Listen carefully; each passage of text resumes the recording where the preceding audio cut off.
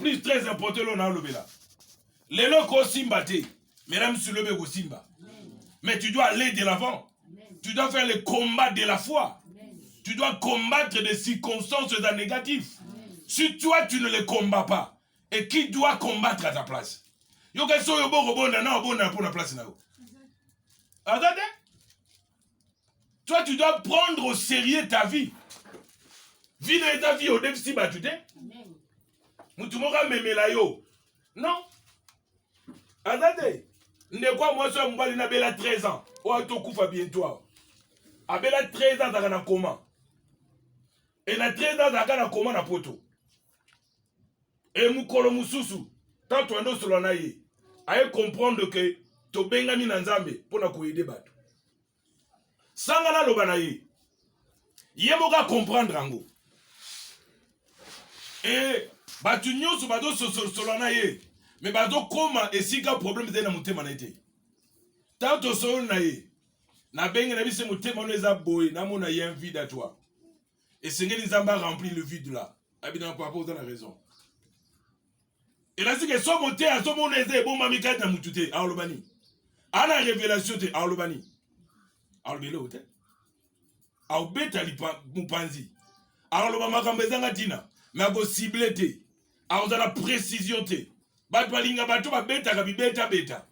Ada la prophétie te, a prophète te, a la message prophétique te. Mais alinga kaloba. C'est ça le problème zakat nabatu. C'est ça le problème. Elle dit c'est fortifie-toi dans le Seigneur. Fortifie-toi dans la grâce qui est en Jésus. Pour nous que tout ça, tout ça sauvé par la grâce de Dieu. Non par nos efforts physiques. Non par notre argent. Non parce que tu es belle ou bien tu es beau. Non parce que tu as l'argent. Non parce que tu as de maisons, de voitures. Non. Mais tu es sauvé par la grâce d'un homme qui s'appelle Jésus-Christ de Nazareth. Amen. Et il a donné sa vie sur la croix pour nous. Amen. Pour nous sauver. Amen. Personne sur la terre, ni mon père, ni ma mère, n'a accepté de donner sa place à la croix pour me sauver. Amen. Ni ton père, ni ta fiancée, ni ton mari, ni ton oncle, ni ton neveu. Mutute andima koza place na biso ne kulusu pona kubikisa biso. Eya makamsu bat basala kutu mutako se plano sute. Comment qu'on s'est désintéressé na yo. Mais Dieu continue à s'intéresser à toi. C'est par sa grâce. C'est pourquoi la Bible déclare que ton père et ta mère peuvent t'abandonner. Même les intimes peuvent t'abandonner. Mais Dieu ne t'abandonnera jamais. Amen. Même le jour, même la nuit, qu'il neige ou qu'il pleuve, Dieu est là.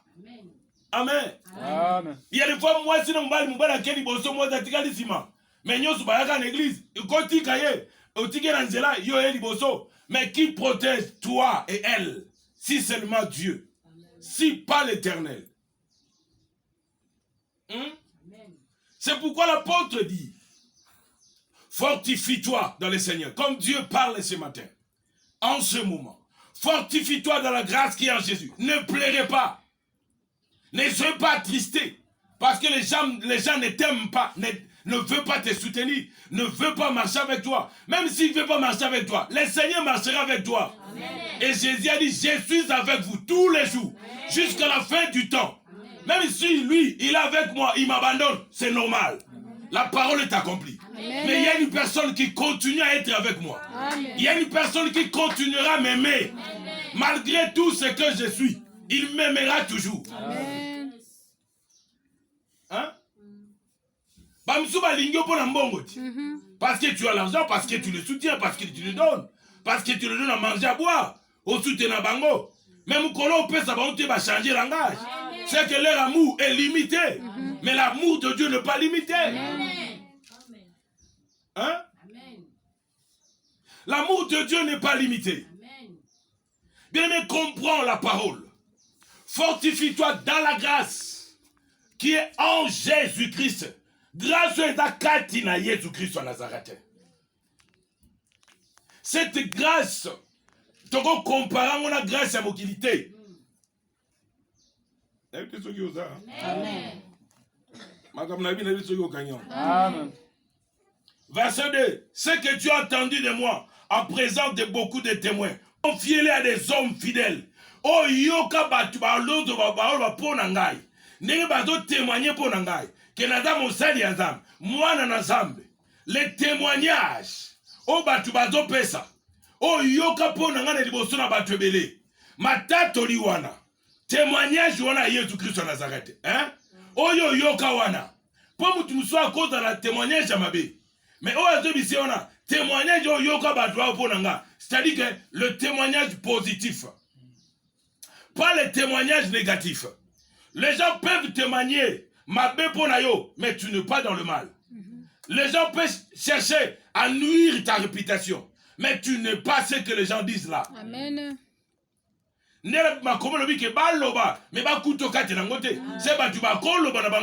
oza o bango balobite. Oza o zamba oloba na yo. Ozawa. Amen. Amen. Ma qualité est normale. Hein? Bien aimé, famille de cause de la contre yo. Qu'on peut pour yo. Ngande gromba zaki contre nga. C'est un autre problème. Abinga sonanga mukolo okufa. Mais mu consultant même maman na biso akufi. Jour et landa na ekula yo andolo baki. Naza besoin pasta.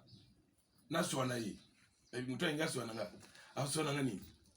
Na mona swana mungonga okita avec douceur. Avec calme, avec paix. Nabika si muta loba a osolo nga souté non. Mais muta changer sa position. Hein? Ba toi changer position. Et ça ba du so ba na lingi le souté. Ngala bi se ata obi ke yaza passer ande na bi yom to komisa na passer te. Foyeba. So yom to komisa na ko lungulanga. Mais le quoi Yesu nda komisa nga. Mais gloire ezonge pana Nzambe. Et andenge yo ndongo zana Nzamba komisa mwana na ye. Nana ko lungulu mwana na ye. Attendez. Attends le quartier balingi to balingi te un problème te. Amen. Ma commune que si Dieu est pour nous, qui sera contre nous? Amen. Bien mais kozana Nzambe ça suffit. Amen. Et coquille kozana Nzambe coquille. Amen. Et coquille. Le meilleur lingo ça ni le gros sepele sabatu. Hein?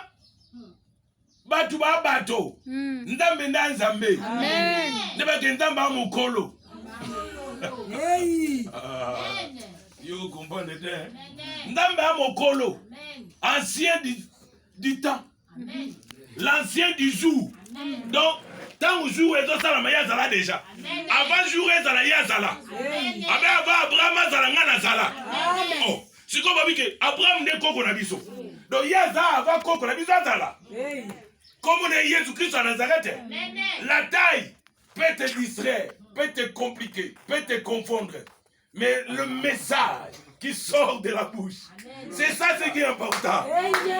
La taille peut te distraire, peut mettre la confusion dans ta tête. Mais oh ya loba, ba Moïse ba lobangote, ba Abraham ba lobangote. Mutumoga lobangote.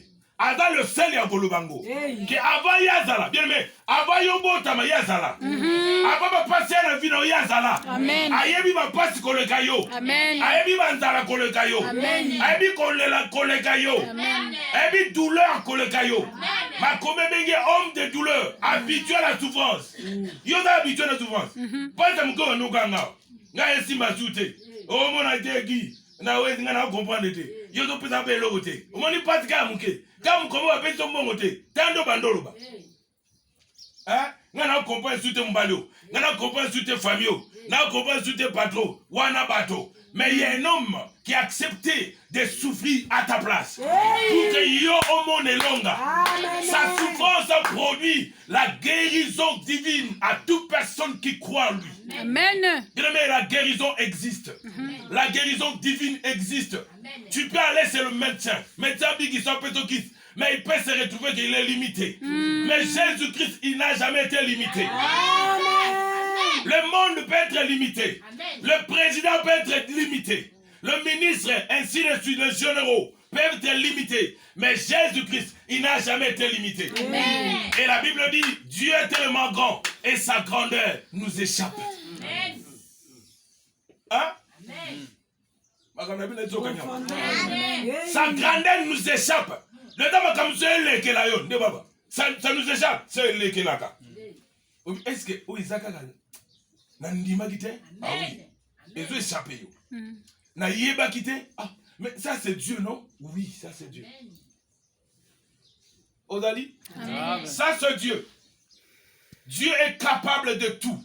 Amen.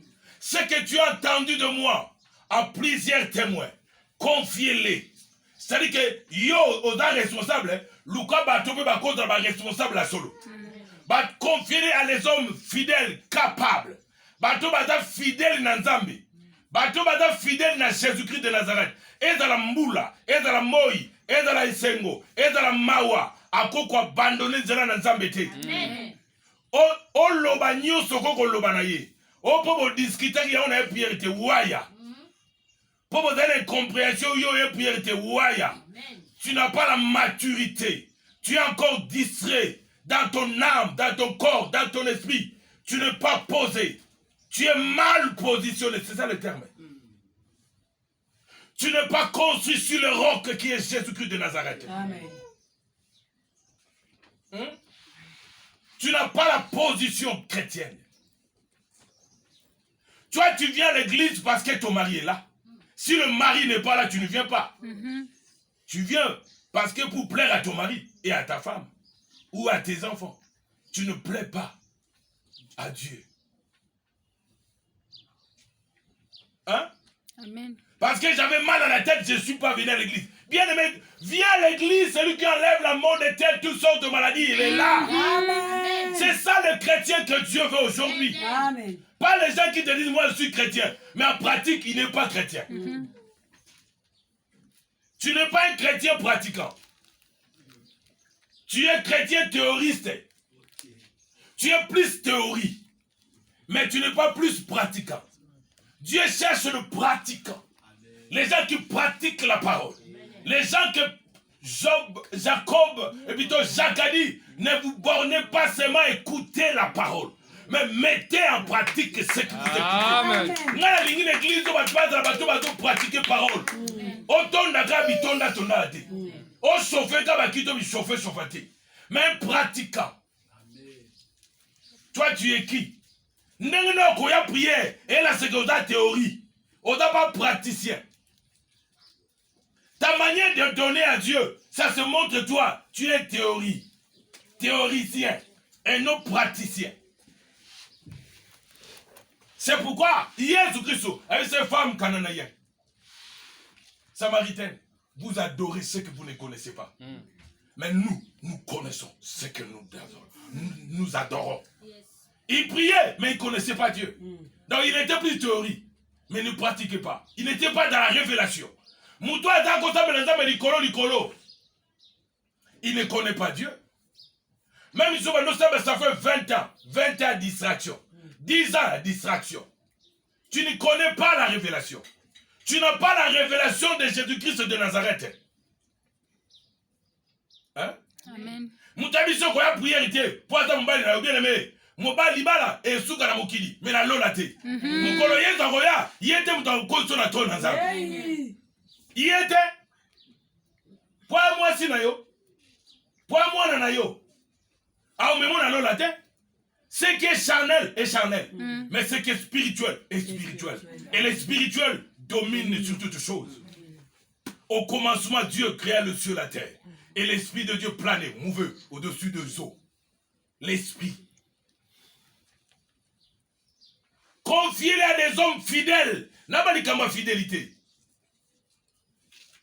Mais là, quoi qu'on suit mon bali na yo, aujourd'hui moi aussi, mon dame fidèle na ye.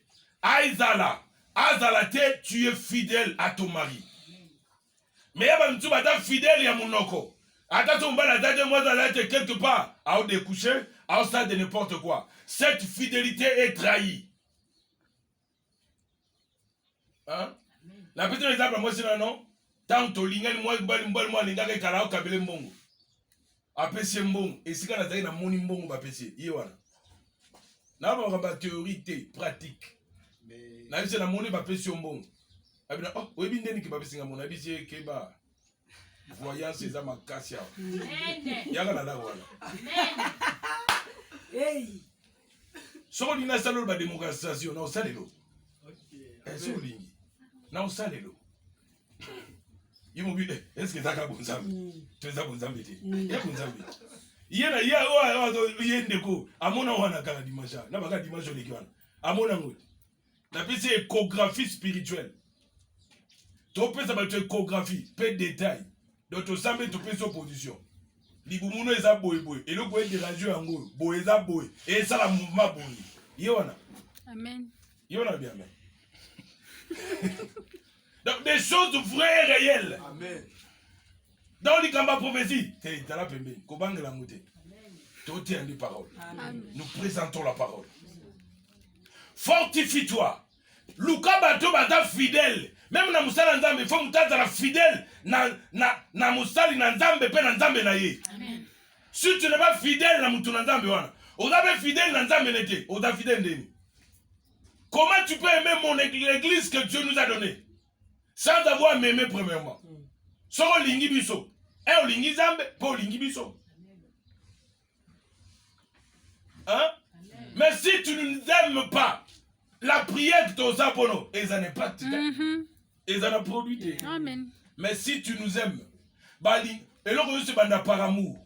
Ce que bolingo ezali, o ba opé so après zolanda bolingo na ezaka n'impact makaka. Amen. Abi confier à des hommes fidèles. Fidèles na Nzambe. Fidèles na liloba ya Nzambe. Fidèles na programme ya culte. Azawana, ado sambela te po prière ezaka ndako na bango te. Mutu ado sambela po prière ezaka na ndako na bango. Mukolo prière ekolongwa. Okoyeba ke adako sambela po prière ezaka na bango. Yango moni Marthe no Marie. Mukolo Yesu aya na ndako na bango. Yesu asola na nani? Na Marie. Marie afandi na makolo ya Yesu. Afandi na pied de Jésus. Afandi na pied de la montagne. Alinga yoka message. Alinga fandi sabo ya mbina ye. Alinga fandi sabo ndimi na ye.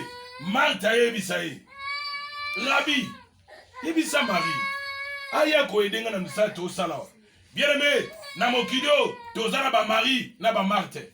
Dans l'église, les gens qui s'intéressent plus à manger, à boire, à se vêtir, dans leurs besoins naturels, charnels. Mais les besoins spirituels, bazo compter dans côté. Hein? Oza? Amen. Bien, besoin charnel. Mais besoin mon lit mon aïe, aïbi kota la côté. Am naye, aïbi kota la vie am naye. Confiez-les, nabato baza fidèle, capable de l'enseigner aux autres. Oto la kisayo. Obiso to sala. Yamala mwana oto mona to sala o mona kawana. Kopiango. La kisa batu mususu. O baza fidèle. Pe capable. Ya kwa enseigner o batu mususu. C'est ça ba gagner d'âme. Batu baza capable. Ya koloba. Kombo Yesu. Na batu. Sans soni. Sans kobanga. Sans honte. Il a la facilité. Ya koyebi sabatuke. Le Seigneur revient bientôt. Où est ta position? Quand le Seigneur viendra, il te trouvera dans quelle position? Est-ce que so yamba Yesu na vie na yo? Lokola le Seigneur peut sauver la vie na yo?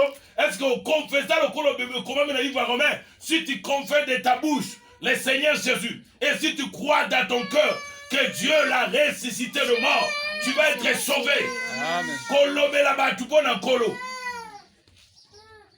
Bien aimé, classe les kaka. Classe gosila. Soko kufi makamba classe esili. Kotang esilaka. Mokili esilaka. Plaisir à mokili esilaka. Tout passera comme la Bible dit. Mais sauf la parole de Dieu. Amen. Yodo karamana biloko ele kaka. Ta vie passera. Ta vie passera. Corona, ce n'est pas le premier maladie autour du monde. Hein? Ce n'est pas le premier corona. Na livre secret moko onda masolo na biso. Nzamba la kisa biso biloko ekomi cher et mati na mboka. Na édition kaka.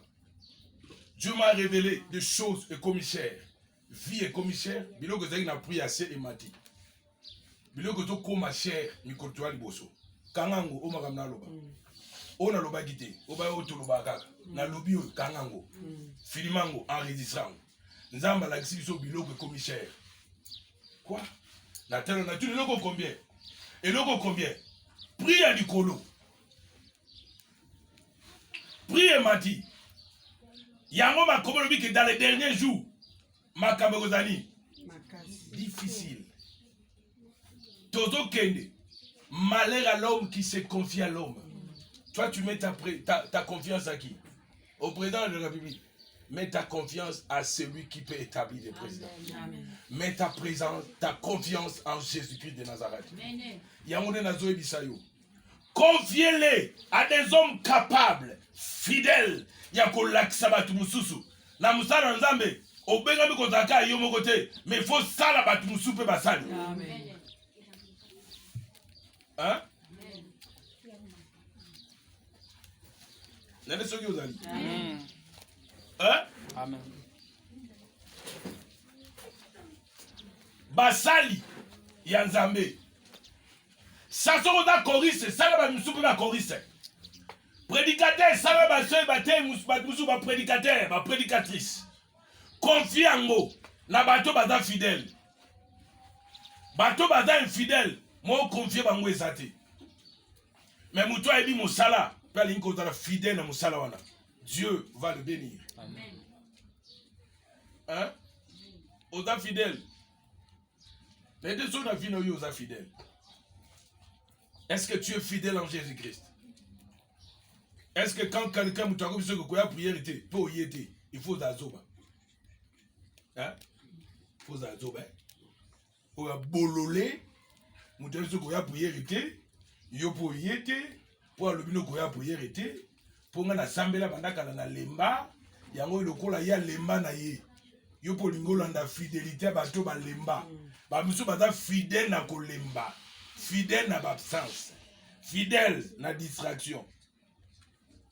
Fidèle na biloko nyoso na totanga wana. Bien-aimé ke kola sunga yo. Ce qui est attendu de moi en présence de beaucoup de témoins, confiez-les. C'est de prendre ce message-là, pesa bangwango. Amen. Confiez-les. Nabatu mususu pe.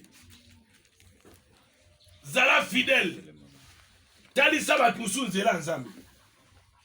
Tali sabango nzela bomoi. Tali sabango que Yesu a bonganité. Olandi bien aimé dans le Seigneur. Confiez-les à beaucoup de témoins. Ce n'est pas que ce que tu as entendu de moi en présence de beaucoup de témoins. Confiez-les à des hommes fidèles. Bato bata fidélité. Ba bongi ko sale lanzambe te. Oza? Amen. Po ndeni okoya oza na responsabilité musala nzambe pe oyente elobeli lo côté o sexiser o bi ko sale skills du pété. Aucun na yo pe olobi pe lo côté. Donc oza indépendant. Na makambo na nzambe indépendance zakate. Hein?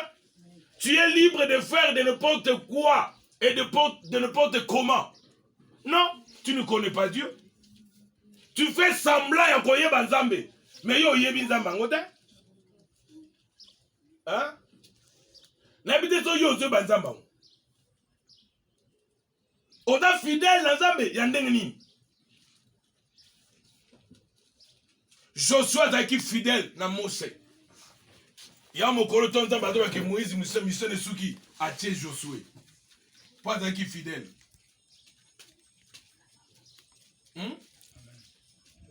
Yo moni bangoma musuton ba papa bazaki na kokamba so ba kufi bato batikali église comme ko tepa tepa. Po bato batikalaki. Baibaki mutu na kaka na nzoto me na molimo te. Pe baibaki nzambe na ye malamu te. Yo mo ba salela nzambe na malamu. Exact. Yango fui ya misala ba ba sala comprendre que amwa na tato ni makambo wa sala tato asala te mais ya osala ngo. C'est-à-dire que azwa ki tente ba confier la bonne enseignement. Mutu ba teye malamu akosala tango nyonso mutu ya kotiana musala makambo te. Oleka na makolo nani? Hein? Oleka na makolo nani? Nana ngwa te yo. Nana ngwa la kiso makambo nzambe. Omono copier na biloko ba copier te. Et voilà ta vie. Hein? Voilà ta vie. Voilà ta vie. Ozali? Amen. Mwana mwa église ndanga bina papa. Nako kutana bato bapesaka ba message bapesi. Mais so na kutani na yo. Soki yo lobe loko, eloko neza bongo. Ya solo, ando bango lobi, moi c'est nanga na temo. Aiki na ndako. Abi na kinanga bisike bele to sona ba. Makama nzambe. Nako bisike tala nango yango bolobini. Ba tali bu bakeli banda. Mais soki yo lobi otapaka libanda te. O loba net et juste vrai. Amen. Amen. Net et vrai. Toliko na kati le tonga bato bata fidèle. Pas les infidèles. Les lâches bata ba fidélité. Ma comme le dit, les lâches n'hériteront point le royaume de Dieu. Celui qui met la main à la charrue et regarde en arrière, il n'est pas digne du royaume. Mutobi ke na lingi nzambe ni ko salela yi. Na tiki fina na maboko na nzambe. Et puis d'autres la sima. O mérité te. Hein? O mérité te. Et sengeli o mérité. Makambwa malamu yo zo sala et ko sala ke yo mérité. Taba tu bako tala yo, bako comprendre que yo ozo mérité. Oza? Amen. Fidèle. Est-ce que vous êtes fidèle? Hein? Pour tout ça, être fidèle à Kitoko Naï, il se croit sa beauté. Il croit qu'il est beau, il est belle. Et à cause, il y a comme monake à Kitoko. Et Kitoko Naï, à cause de Kitoko Naï, et puis qui sait à se soumettre soit dans la libala, soit dans la moitié de la mobile. Hein? Amen. Il se croit, il est le meilleur.